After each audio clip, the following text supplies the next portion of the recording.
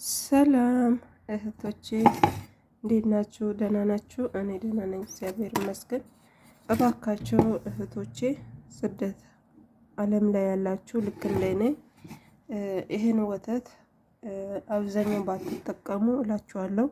ያው ሻይ ከራክ ታውቃላችሁ? አብሶ እዚህ ሳውዲ ያለው ሻይ ከራክ አያውቁም፣ ኢማራት ነው እንጂ እና ይሄ ወተት በጣም ሆድ ይነፋል፣ ቦርጭ ያበዛል እና አብዛኛው ባትጠቀሙ ጥሩ ነው እላችኋለሁ። እና ያው እኔ ከቤት እዚህ ቤት ስጠቀሙ ስላየው ነው በጣም ጉዳትና እንትን እንዳለው ማለት ነው። እኔ ራሱ በጣም እጠቀም ነበረ። ጧት ያው ከእኔ ሌሊት እነሳለሁ፣ ቁርስ ብዙም አልበላም እና ይሄንን በኔስካፌ አድርጌ ከጠጣው በቃ ይዘገኛል።